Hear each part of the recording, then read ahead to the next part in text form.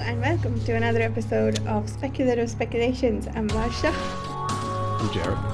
I'm Chris. and this is a series where we talk about speculative stories in all their forms. We are continuing our read-through of Reamde by Neal Stephenson, and the short story for today, I have not pulled it up. Soft clocks. Soft Clocks. Thank you very much. From the Big Book of Science Fiction. We are still reading our way through that book. And today's discussion is going to be, yes? By Yoshio Aramaki. Yoshio Aramaki. Thank you, Jared, and thank you, Chris. Short story for... That's it. Today's discussion for Reamde is going to be up to page 600. I think that's farther along than what I said at the end of the last episode because we took a break last week from recording because it was a lot of action. The next 130 pages were yet more action, but we're going to try and talk about it anyway. How I forget where we stopped though. What had happened? I guess it was before they went out to try and nab the Chinese hackers who made Reamde. No, I think Yeah, that was the last one, was it? We had the heartbreaking episode last time, I think. Yeah, so the day 4 was the morning of it was when they all made their way out to the apartment, right? And then Zula gave them the wrong apartment number from the manipulation that she did. And then, and then shit happened. They all escaped. Yeah, lived happily ever after. Ways or whatever. They're not stuck in a random place. And yeah, they all went there. That part is true. How they went their different ways is interesting. So we seem to have like 4 groups or 4 mini stories that are going along here, don't we? We have Jones and Zula and the jihadists. Ridiculous thing, number 1. Number 2, we have the Hungarian, the Chinese woman, and the hacker. So they're like chasing them. You have then Sokolov and Olivia getting it on. And another, like, Sokolov seems to fall in love with every female he's come across, but you know we'll come on to that. Yeah. And then we have the return of Richard in this section as well, in these couple of chapters as well. So with 4 like mini stories, like kind of going along. That part I was actually looking forward to. I think people on the other discussion groups I'm on know I hate action scenes quite a lot. So I did not appreciate the all-out gun stuff in like the 130 pages. But I don't hate them. I just like wait for them to be over so I can get on to the good stuff, you know? It was so boring. Day 4 was kind of a pain to read. But I was looking forward to meeting Richard again. That I was waiting for that to be over, but I was waiting for Richard to come back. I think I want more of that part of the story to expand some more. But his return was brief. I switched to the audiobook this week too. Go ahead, sorry, Chris. Oh, go ahead, Jared. His return was brief. It wasn't that so yeah, it was so long and boring, the action parts that was the part where I was just like, where I was slogged down. It's like, it's so weird to be reading something with a lot of action and have it be a slog in the book. It's really strange. And I was talking with Chris about this earlier. I'm also reading a Conan novel, and the action in that is thrilling. It's like page turning. It's like, wow, what's going to happen next? What's he going to do next? And then they read the action in this, and it's like, oh, come on, really? Really? That's what they're doing? And it's, what is the difference there? So I think there's 2 things about it. One, the action in this feels sort of aimless. It's not like, I haven't read the Conan thing, but most things where there's an action scene in there's either stakes in play, they're going to do something, or they're trying to achieve something by the end of that action scene.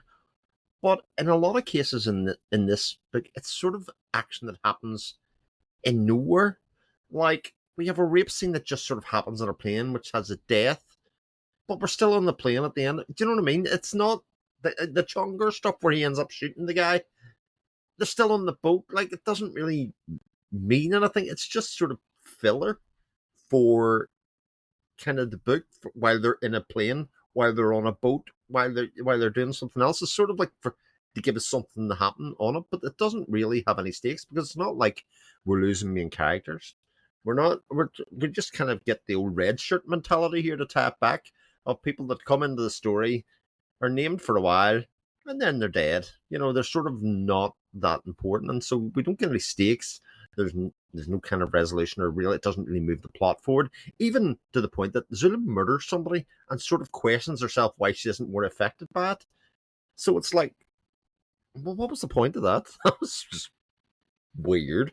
Plus, you get thrown in a rape scene while we're at it, just for the whole thing. Again, no real consequences or effect on any of the characters. And that might come later, of course, but we're now 600 pages into this book, and there really hasn't been much development of characters, especially in Zula. Like, I don't know.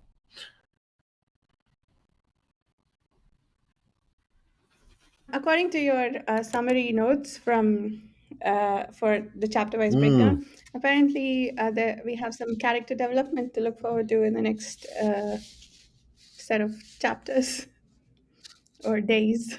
I bloody hope so. Is it just me, or does it feel like the character background, the introspection that we get, I feel extremely shallow to me, like they seem to one serve a purpose, like the bear scene that I was complaining about earlier. Like, okay, this character drew a conclusion, here's how we got to that conclusion, and it's like this long, not quite stream of consciousness, but so some big backstory for why they got there, why they know the things they know. But the things that you might really expect introspection on, for like the fact that Peter died, like the fact that she murdered someone, like the fact that she had a rape attempted on her, um, all of that, just casual mentions, a couple of sentences, and that's that. Like, I feel like it should be flipped. I take more introspection. Not that it's not necessarily that kind of story, but there is no depth. It's just mentions of the introspection based on the trauma, and there's no exploration. It's a mention, and then the explorations, oh my god, it's just tell me this person knows something and I'll believe you. I don't need a 3-page story going back to a conversation with a cousin who has some backward ideas about women. Yeah, and it's a lot of the exposition is hitting me over the head the whole time and giving me a headache. The like when he starts off and he says, Olivia, the privileged Westerner, was outraged at the amount of time she had to wait at the hospital. It's like, really? It's so like I don't know if he's not building character with that sentence, because it's just so obvious and typical and unneedful and there's so much of that in here. The whole thing where he has to explain to us that Islam means submission. It's like, yes, if you've been alive in the past century, you probably know that already, and we don't need it super explained to us. Or if you are doing an exploration of Islam, then at least do it in a way that it's not just one sentence and just a thought, And it, it was just so frustrating that a lot of the hit you on the head attempts at characterization that are broad generalizations of a character and not real characterization. And it does the opposite of building character in that case. Like, I really like the example you picked, Jared, about her not being used to waiting times, whatever, because she's a bloody spy agent.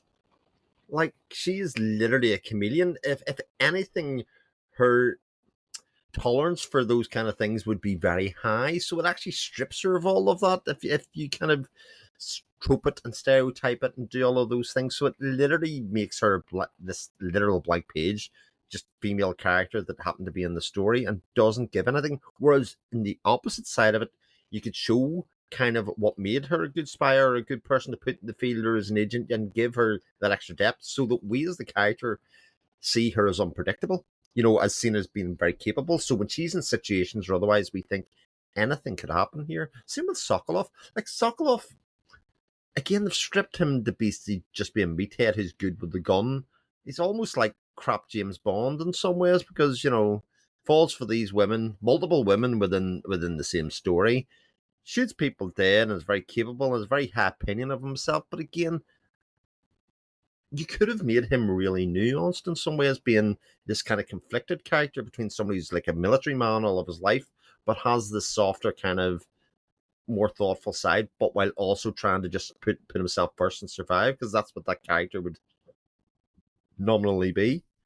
And there's none of that happens here. Zula's definitely the worst because we spent an awful lot of time in her head, and there's been really major stuff that's happened to this person.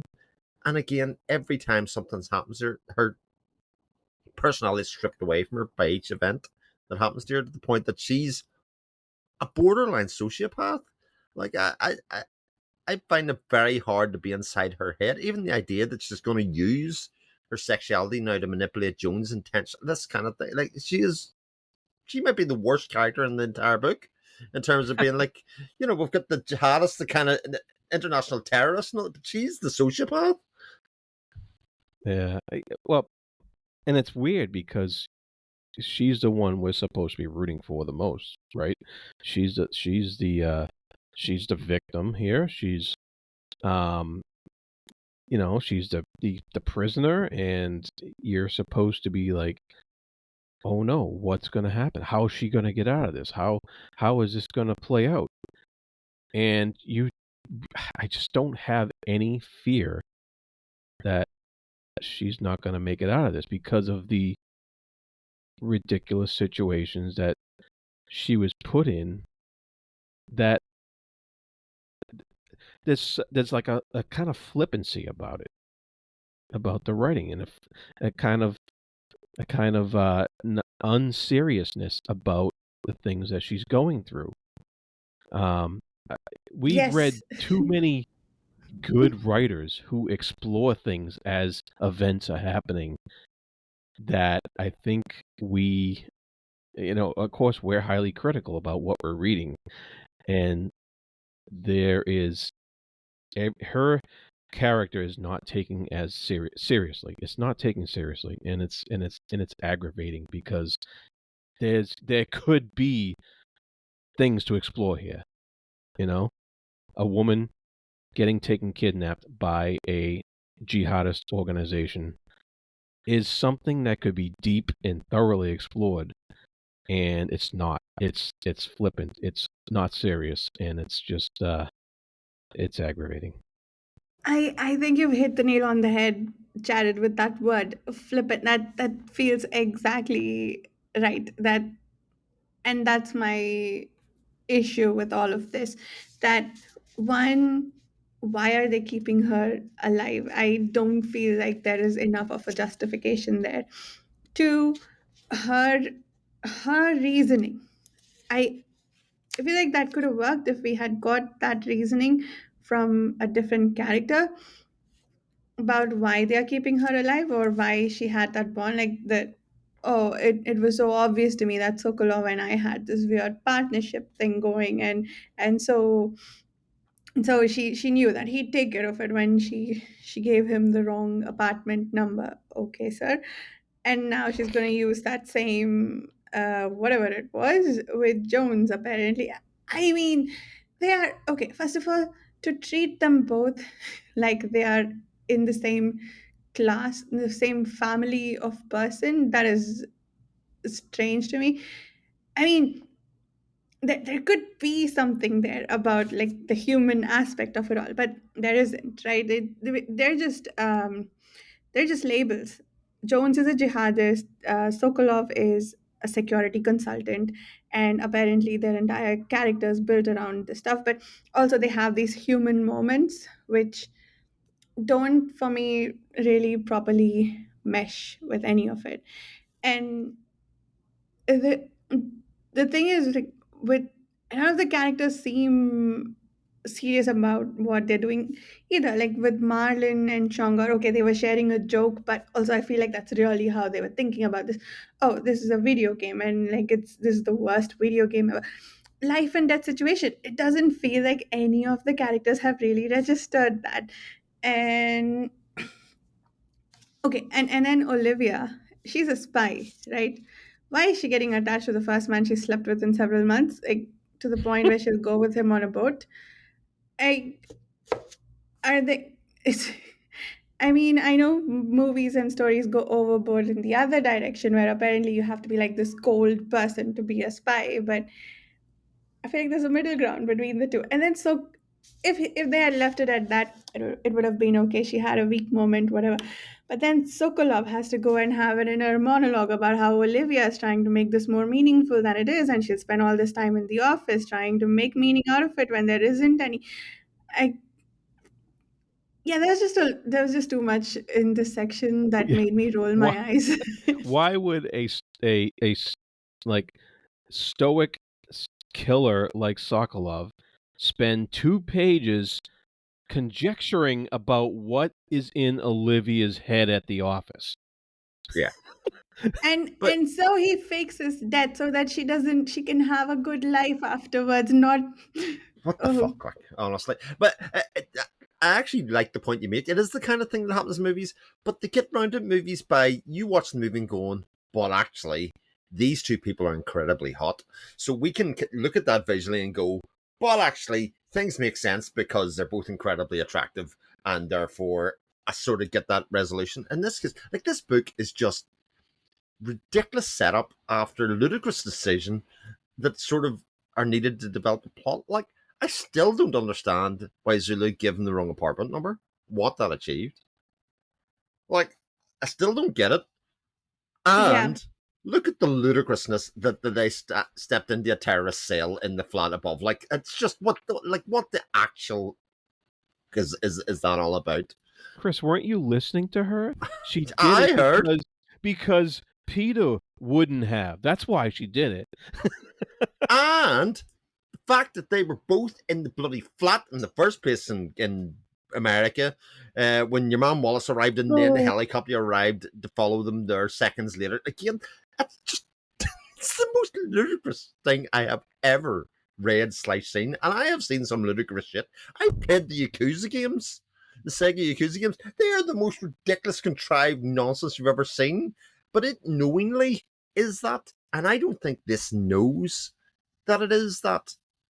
I think that's the biggest problem. A lot of the stuff that melodrama that comes in those kind of storytelling is knowingly nodding, going, we know this is ridiculous, but go with us. I think this is trying to be a bit more serious than that. It's trying to be a bit more set in the real world, using real world politics and that kind of stuff without really knowing. Maybe I could be wrong about that, but I definitely don't read it as this kind of satire farce thing that a lot of those do. And and I think all of those things combined that we're kind of saying kind of leave me with this kind of I don't care. I don't care about literally anybody. If this book ends with all of these events happening and then a nuclear bomb went off and everybody died on Earth, that might be my best case scenario here for the end of the book. That's funny. but there's promise of more gunfight. I enjoyed that line with Sokolov there about how if he had anything to say about it, it will turn into an all-out gunfight. Which again, isn't that ridiculous in a populated? area. I know movies make us want to think that is, that just happens every day. It's, guns shooting over there, probably some spy thing happening, some spy action thing happening. Like, come on, I bet a lot of this happens covertly and doesn't involve guns for the most part, because how the hell do you get away with it if you're just going into all out shooting? What kind of spying is that? That's all. Yes, well, it's a supernatural effect, such as grace that flowed through people's lives even if they didn't understand why. Hmm. That's one of the lines in here too. So just accept that.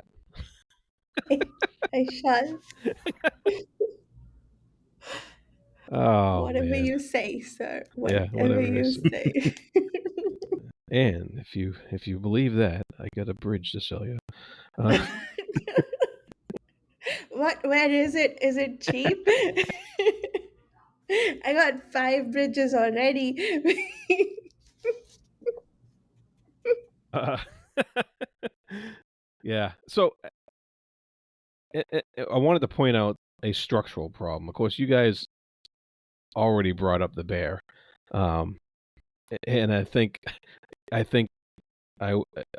based upon our joint noticing the bear thing, um, we we all glommed onto this problem that it has happened before in this book by the fact that she's in this situation and she says it's probably a bear, and then he jumps into 2 pages of when she was a girl and I don't know, somebody taught her about bears or something like that.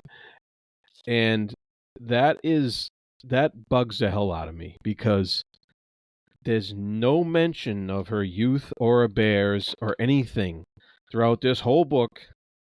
And then it's only when she encounters something, all of a sudden she has a backstory to explain what she just encountered. And that has happened throughout this book a whole bunch. And it's just so backwards. And it's poor structure. And I really don't like that. Fabulous point. Really good point. It's like infoed up, and actually, in a lot of ways, Jared explains why this book's 1,000 effing pages long. Because if that's your intention of how you're going to tell your story and give your characters depth and meaning, then every time there's that much action or something's going to happen in this book, and you have to spend 2 pages relaying the backstory of it, that's how you get the bloat. Rather than setting out throughout the book who these people are, so that their decisions and stuff make sense. Give her some wildlife training or something at the start. We had that Thanksgiving scene at the start where they were kind of shooting things. You could have built it in there. You could have given this kind of idea and built some of that stuff in, so that when it comes round to it later on with this bear, it would go, well, actually, we know that about her from like first chapter, pre-chapter, kind of going along. There were the opportunities there, and yet they weren't taken, and it feels sort of lazy. It's like okay, she's chained to a truck. How can I make this exciting? Oh, throw in a bear. Yes, that's it. And she's freaking out about, oh wait, how does she know about bears? Let me tell a little story about that. Oh wait, what am I gonna do now? The jihadist got to come back. Oh, the bear just takes off. Okay, and that's it. It's almost like video game writing, where they kind of say, there's a bear and it flashes up the screen, codex entry added, and then you have to pause the game, go into the codex and read the kind of backstory. It's like, imagine this was your D&D campaign or something. It it wouldn't pay off in the D&D campaign if every time you came to an encounter you went, hold on everybody, till they give you the backstory of everybody's motivations in there. The good storytelling doesn't work like that at all, and would break the flow of the story, break the flow of the game, and kind of make it feel like, making it up as you go along. But that's exactly what it would be in that case, if that's what the way you were doing it. Whereas a well-designed campaign story, we'd have so much more kind of backstory to it. Well, I got it. That is the video game. This book is the video game. We're going to find out at the end that T-Rain is actually reality. And they're in the video game. And they're doing the video game. And can I tell you, if that happens, I will think this book is genius. I genuinely will. I'd be like, oh my God, that is so brilliant. I cannot believe that. But I can take that bet right now, right? I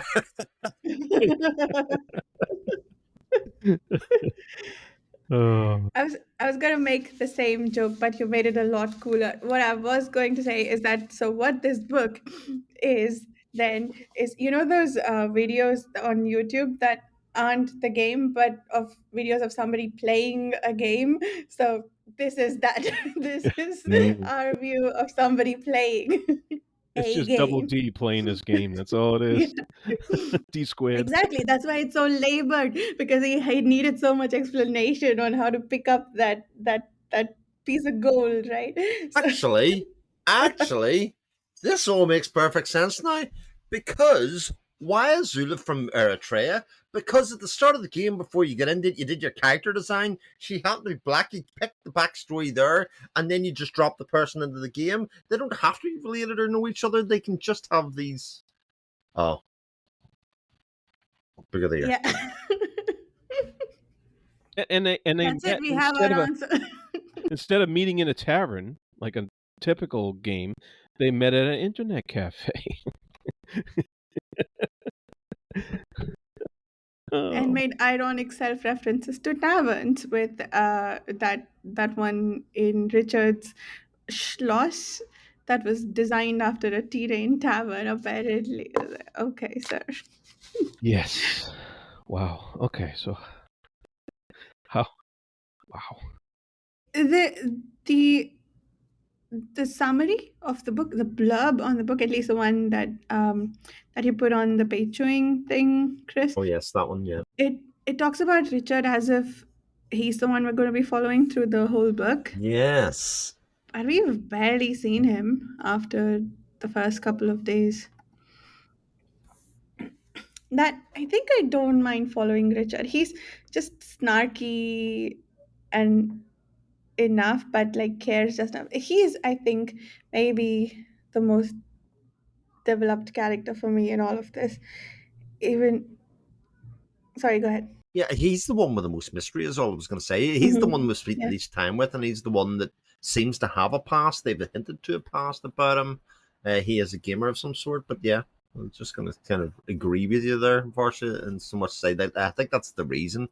It's the kind of scarcity of time we have spent with him, yet what we have spent with him has been mostly character development. We've actually gotten a bit of depth with him. Like the way that he dealt with the guy didn't want to go see him.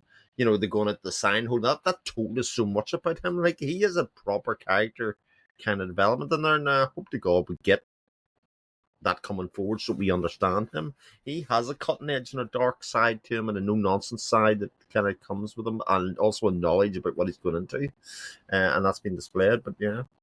Yeah, and I find the parts about how he manages his company actually more interesting than anything else going on, and how he deals with his employees, and how he and the different office politics that he's got to go through to get to talk to different people, what have you. That's actually kind of interesting stuff, and it's like you said, that's character building there. And the rest of it is, well, we've been through that. But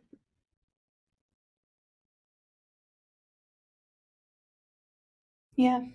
What else happens in these sections? I'm trying to remember. That was the. So go ahead. What's his name? Conger. Jonger, yeah. And Malin.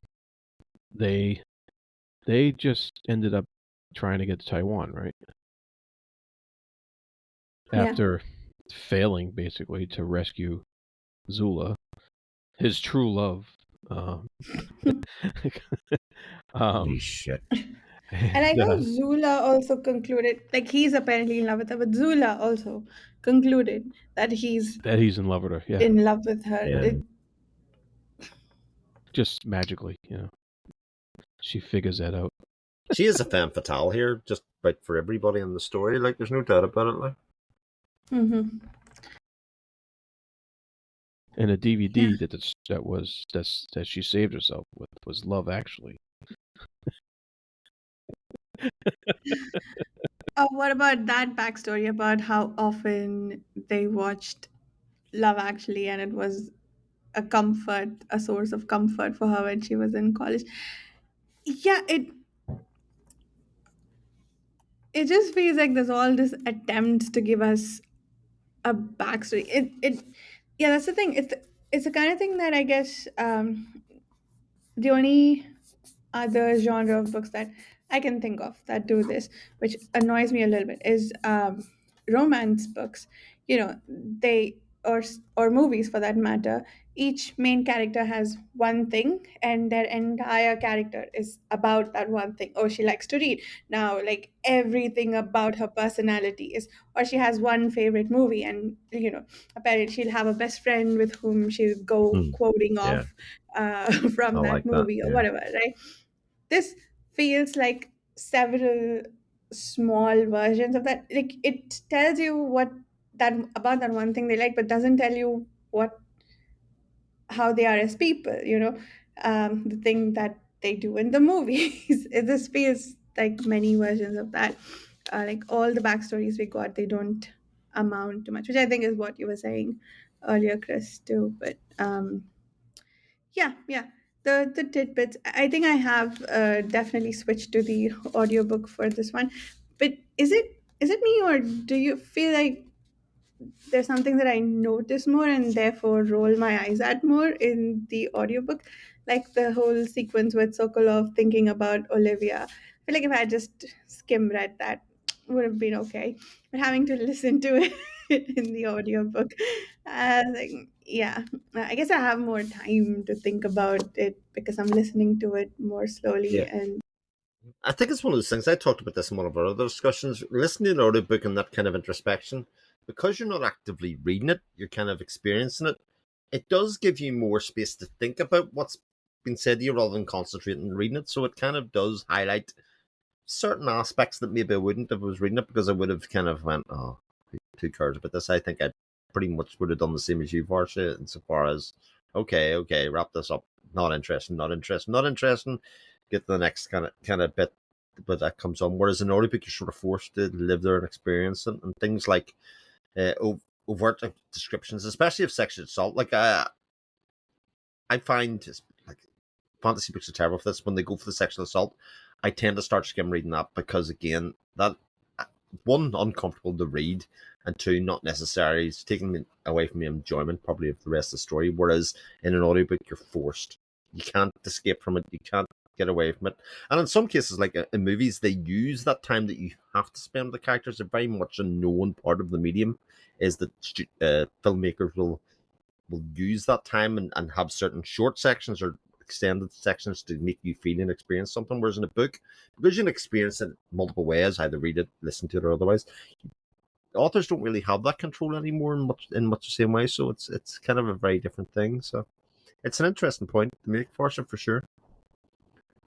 yeah, yeah.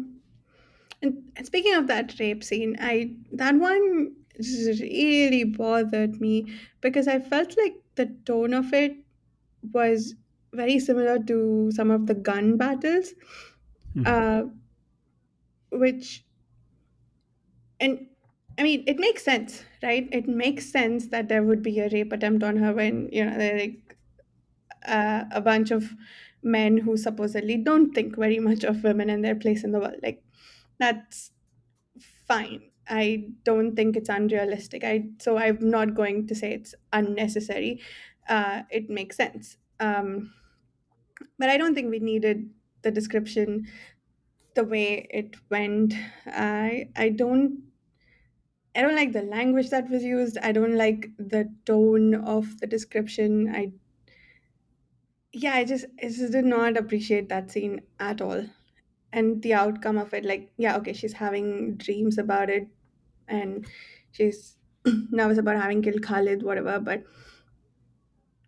But yeah, that whole thing just didn't work for me. Yeah, I'm wondering if there's going to be more exploration of her ordeal later down the line, because she explains everything, all her emotions and feelings, she kind of explains away to the fact that she's still in the middle of the ordeal. Like, she's been kidnapped twice now, and she hasn't gotten out of any situation yet. She's been a kidnappee for most of the book, and so I think it's this, like, when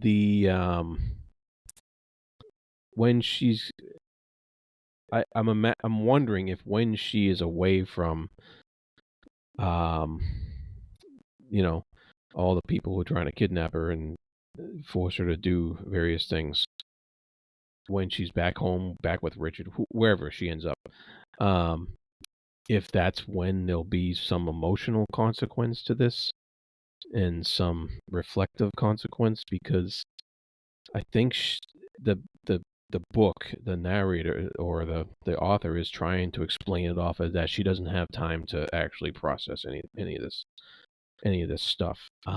Even though there had been plenty of downtime where she was alone in a cabin for quite a long time. Yeah. That would have been an excellent place to actually put something that where she had time to actually think about what's been happening to her. But we kind of skipped that. We skipped, she just says, "Oh, during a flight she was alone," and then it goes on to the next. And the assault scene was treated as just another action scene.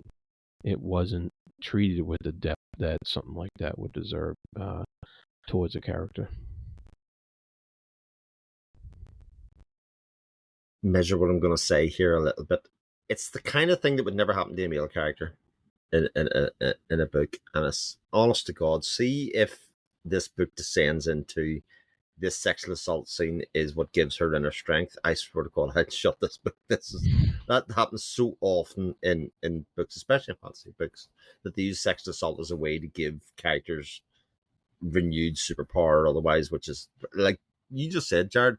If she is alone and that's what happens, she should crumble at that part, or at least have a significant period where she deals with the events that happened to her. Sexual assault, captivity, murder of her boyfriend, the murder she's just seen. A severe trauma should be happening to this character, and yet I don't get the sense that's where this is going. I can't see that kind of introspection coming, given the tone and nature of this book. I kind of see it going in the flip and the reverse, which is that they'll use it as a way to describe she gets inner strength or something from it. And like honestly, that is such narratively bad writing. Like if you're gonna do this to a character, you've got to have better reason for doing it than giving that at the end. Because this character's already shown incredible mental fortitude right the way through the book without that scene. And so it feels sort of unnecessary. And I'm projecting certainly because it's something that really bothers me about reading an awful lot of books when they introduce sexual assault, especially against female characters, because again they don't do it against male characters pretty much ever in doing it, and it bothers me so much that it has become like a trope with which to get people to understand why women would have strength or something, and it just it doesn't work for me, and I hope to God that's not what happens here. But like you said, Jared, I want there to be some sort of consequence for having put the character through that at all. Like, what was the necessity for that other than not to kill dead time, which would be even worse probably than what I described beforehand. Well, at the end, there's going to be a shootout at the ranch. Yeah. And she's gonna be empowered to grab the gun and mow the bad guys down. Oh, damn! shoot me at that point. Can't kill me. I'm already dead.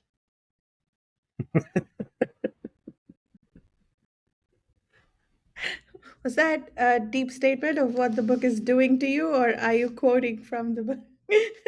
I may be just in really bad form tonight. Like, I don't know. This is I'm angry at this book.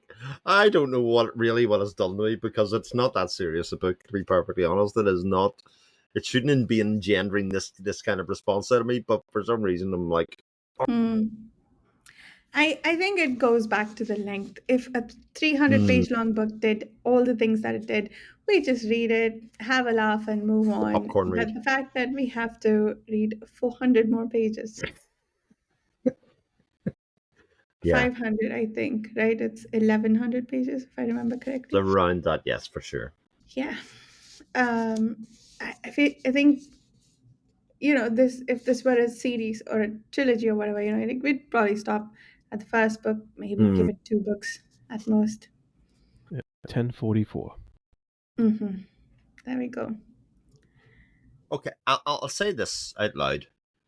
Right, this is the worst book I have read in about 3 years. Right, so Wow. by an absolute street, right, for me. But that only means it can go up from here, surely.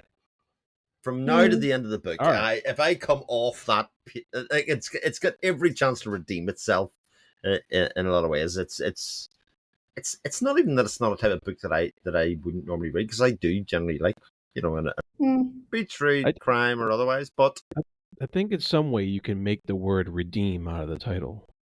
oh, So let's. Just also misspell it. That'd be great. E-Dream, E-Dream. which actually is also a good name for this book. It's an electronic dream. Yeah. Yeah. That's.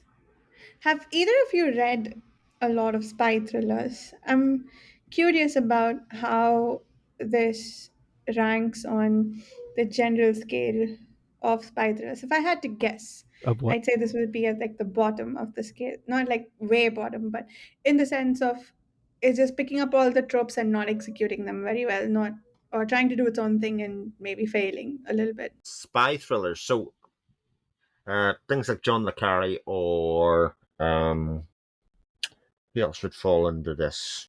I read an Ian Fleming book. I was going to say Dan Brown would be another one, sort of James like a Bond. spy Yeah, I've thriller in read. some ways. Angels and Mm. Demons and Da Vinci Yeah, Code I would sort read of fall those. into I read this. Angel and Demons. Yeah. Yeah. Um, Ian Fleming was much better. Um, actually, it was pretty good. Pretty damn good, actually. They're all much shorter, because sort of as you alluded to, Varsha, you can only do that for so long. You can only keep books heightened at that level for so long. I did sort of make this point to Jared earlier on before we started recording. Like, we have forced ourselves to stop artificially at a couple of points where I definitely wanted to read on. There's no doubt about it. Like, we definitely stopped at the point going, God damn it.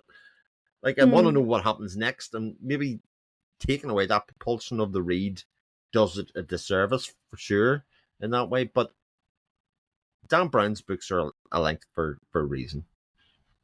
Those books are all a certain length for a reason, because you can only go globe trotting so much before you go, I need a resolution.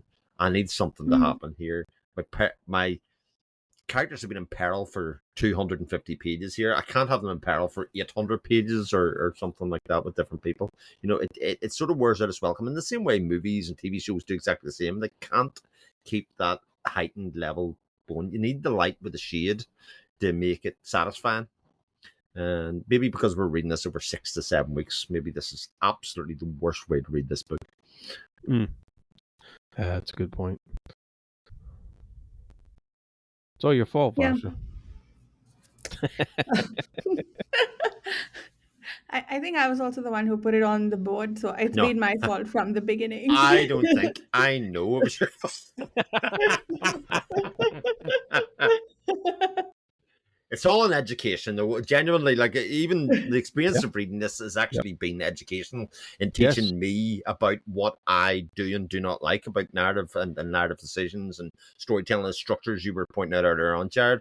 Like, this is definitely not anything that I'll not come away with learnings from. In fact, I've probably learned more about my reading journey and what my reading likes or dislikes from this book probably than any other book that we've read in this entire podcast. So I think that's an interesting thing to look at. You're absolutely right. Yeah. Yeah, I guess it always makes. Sorry, go ahead, No, Jared. go ahead. Yeah. I was saying it's always an interesting exercise to try and understand why I didn't like something, like you said. So what about this is bothering me exactly. And yeah, I I like the one word summation that you had before, Jared. Flippancy. That's what it is. Yeah. uh, yeah, and we've also been reading some very deep themed, That's true. you know, Alongside it. complex books alongside it and before it, and probably sometime after it. And so it was it was kind of a course correction in your brain, and trying to get into it and read it and take it for what it is. So it's like you said, you're absolutely right. It's an educational exercise, and it's that's not always a bad thing. And Yeah. actually, this follows Clara and the Sun for us, which is one of the most economical stories and impactful stories. It's actually the complete polar opposite to this book in a lot of ways. It doesn't really necessarily have a lot of action, but it deals an awful lot with character building and understanding of non-human characters, especially in that. So it's like it's maybe the chalk and the cheese. Yeah, and it's also a book where every word matters. Matters, yeah. And this book, every 5,000th word matters. Yeah, but and completely to your point about structure, look at the amount of times Clara and the Sun did that cool thing where built understanding before an event was important. Yes, Even in 300 exactly. pages, the trip to the waterfall, we get the story of well, I don't want to spoil Clara and the Sun if everybody hasn't read it, but there are loads of instances in Clara and the Sun where even in a short book he set up things way later on by just a brief sentence or two.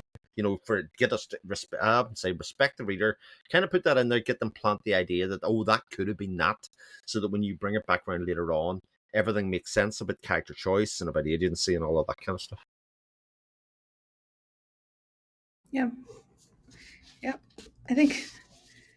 Yeah, this is. I think you mentioned this before to Chris. I think in a previous discussion that this book spends a lot of time explaining things that you can maybe just assume the reader knows, or explain in a couple of sentences. Because a lot of look, it's not like all the contemporary fiction that ever makes any references to any sort of technology sits down and explains what all of it means, right? They use the word, and, and then sometimes people go look it up. Sometimes they just assume what it is from the context, which that also matters a lot. Like fantasy books too, I'm sure there's a technique here that could have been adopted to have things become apparent from the context instead of spending.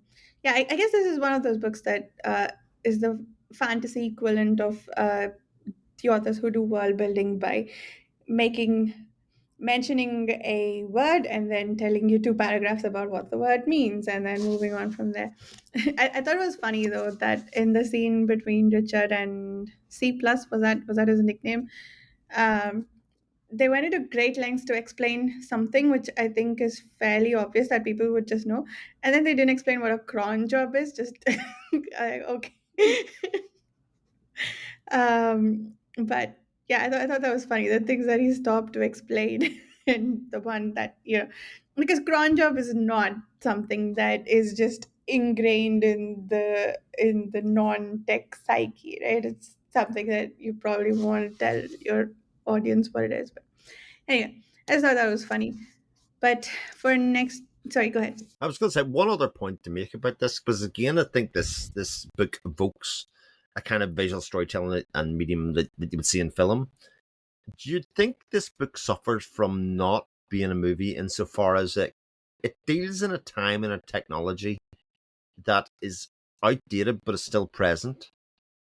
And that if it was a movie, it would have a retro feel to it that would place it in a certain time and place that we don't have because we're reading it and the technology is still prevalent. So, like, we have online multiplayer gaming, that kind of stuff, the internet, but it's a very much worse version of the internet. So, it kind of doesn't translate well to modern day, but it doesn't have the visual stylings or visual storytelling that a movie would have.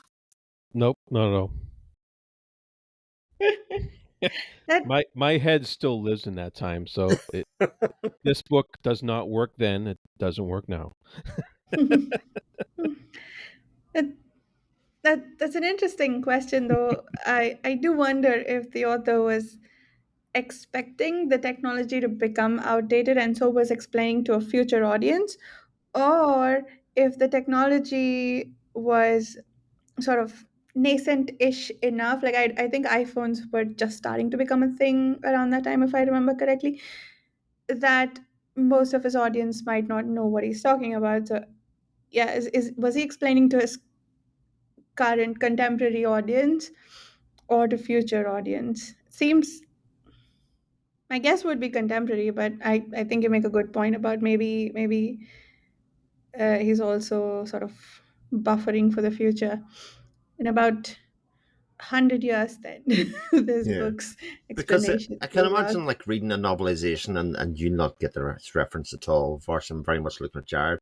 A novelization of War Games, the movie, right? I I don't think that would read very well to a modern audience, if you know what I mean. But because of the visual storytelling element and the kind of very much placing in a time and a place, it will always work in that way. So, it's just something that's kind of popped into my head as we were discussing things. But I'm maybe trying to give credit or reasons where none are believed to be found. Maybe it was just really high. That doesn't excuse the bad structure. Yeah, that is true. Yeah. I mean, there were some things that were set up early that were used later, right? Like with Peter hurting his hand through with the DVD, which Zula then used to partially hurt her assaulter. Partially hurt. I mean, she killed him Murder. with a gun, right? She just hurt him with the DVD. Yeah. Stabbed. By the way, what was up with the shooting? Because she had all these. She thought that he was being dumb by bringing a gun because it would depressurize the cabin, and then she shot it herself. Like, what? Yeah. Why? I'm just waiting for the future court case versus in the thing which is stabbed somebody. The DVD and go, I didn't stab them. I only partially hurt them. Wait, she didn't stab him though, did she? Did I miss that? Did I I think misread that? she I thought, didn't. I think Maybe I misread it. so here's my recollection of that scene. She cut him in his male delicate parts with the DVD. Then the guy, the guy Oh Jones no, that's entered all the right then. room. Sorry, my mistake. That sounds all right.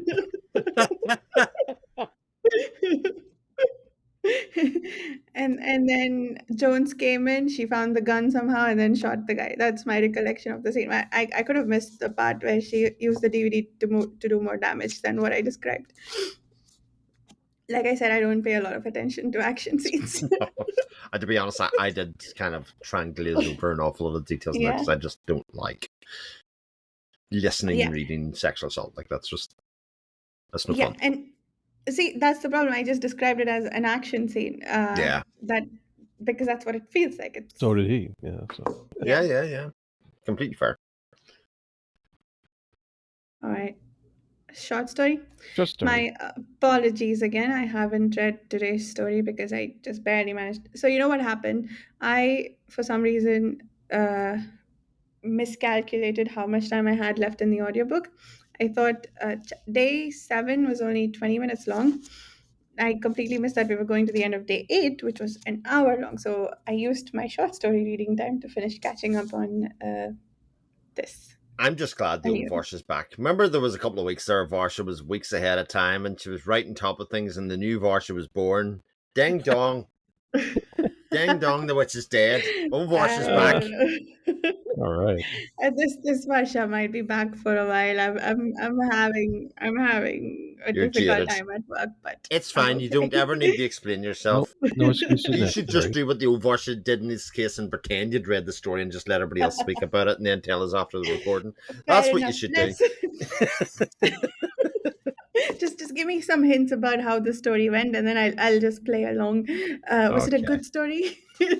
Wasn't bad. It was good. Okay. I liked it. Okay, so I'll find the middle ground. It was good-ish. Now, yeah, it was goodish. I think goodish would be my explanation of it. Summary of the story: we are on Mars. We're on Mars. And we have people that are fascinated by Salvador Dali and his paintings.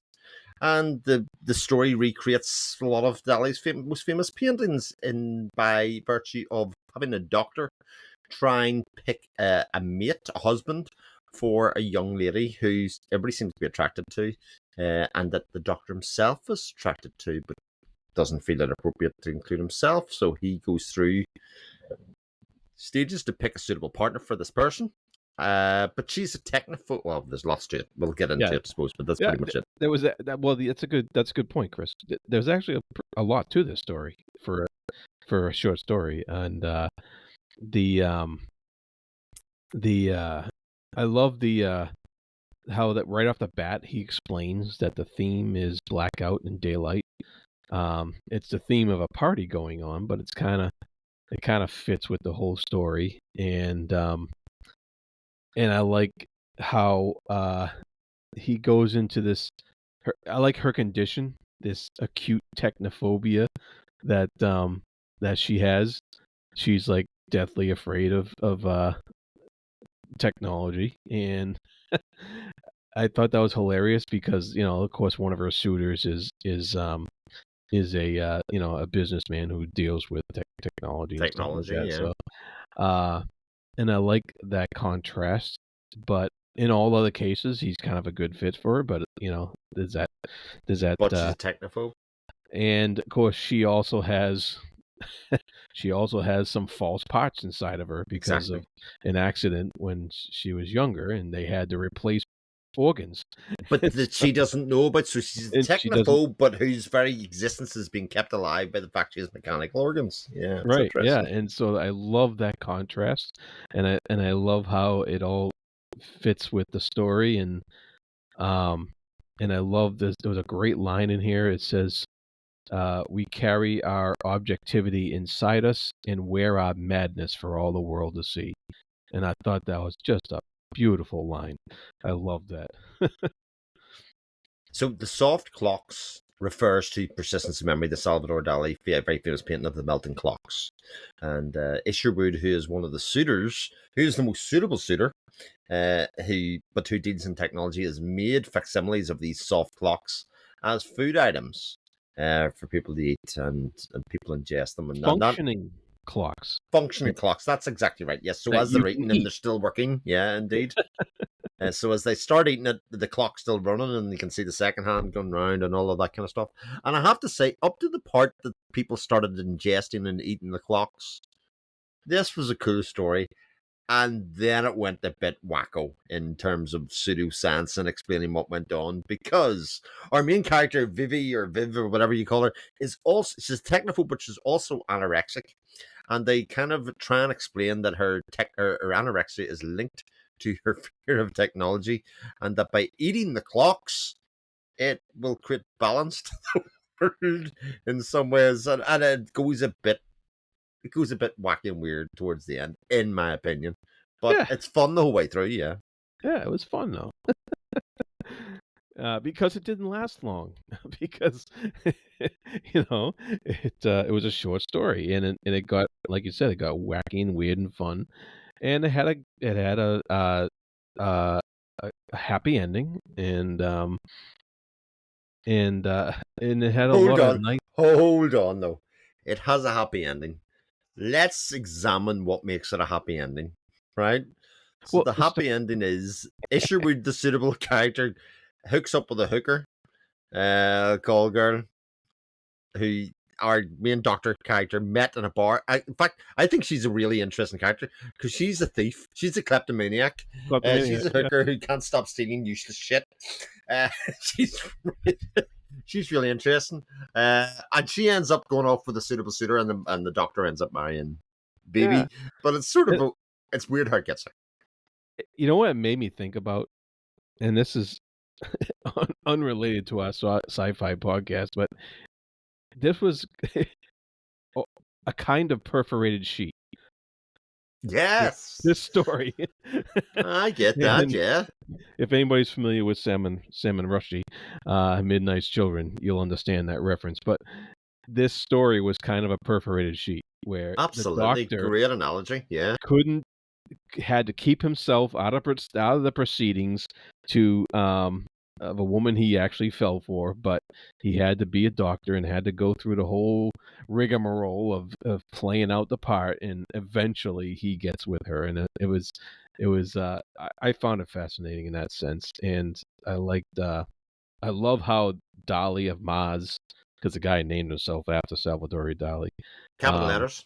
Yeah, capital letters, and he becomes the imperialist glutton of Mars because he ingested the clock and he couldn't stop. He had to start ingesting everything, and it got silly, but it was fun as hell. He ended up as a statue, 10 feet tall or whatever it was, And the actual expression of Daliism. Yeah. It was a bizarre story, but I actually found that the reading of it was sort of interesting because it starts off slow and then sort of builds up steam, and by the end it really gathered pace to the part that you get to that happy ending. So even though the story went off the rails a little bit, I think in terms of like this pseudoscience kind of thing that it was doing, it still was interesting right at the very end. Yeah, it was.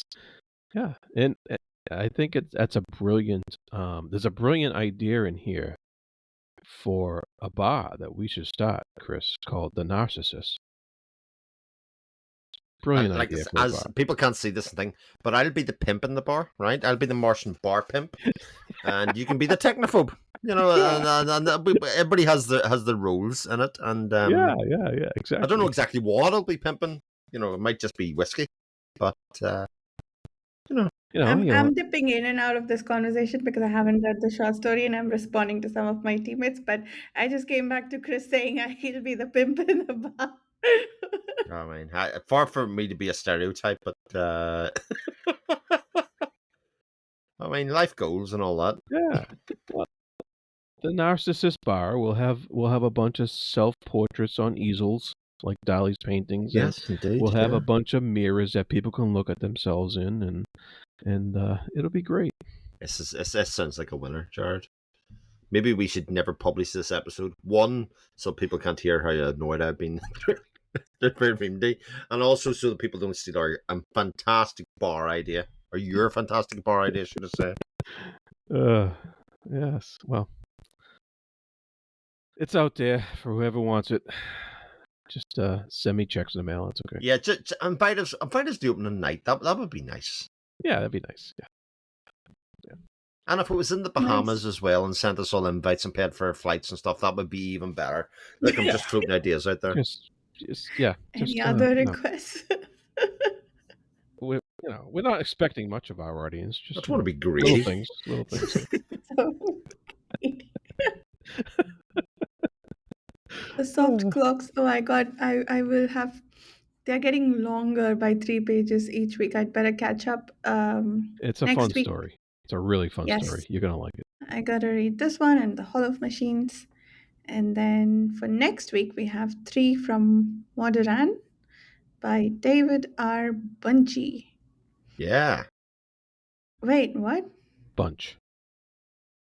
Oh, it's yeah. Bunch. Okay. You're reading my post. Per the schedule. This was a story that was supposed to go with this section of Reamde, but we didn't discuss last week. So next week is going to take us through another 4 days in the Reamde world, 9, 10, 15, and 17. Well, actually, the duration is longer than written here. We're stopping at page 713. If you are still reading along with us, why?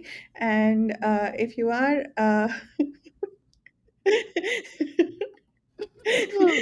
Oh, boy. Thank you so much for listening. I mean, we're recording, so we kind of have to finish. Look, these episodes won't be published until 2027 anyway. We could just scrub them all. It's fine. These never happen. Do a short story compilation episodes. Please, people, fund our bar. Yes. In the Bahamas and That's fine. And our tickets to occasionally visit. Okay. All right. So on that note, Thank you so much for listening, and we'll see you next week with some more Reamde and a short story. Bye.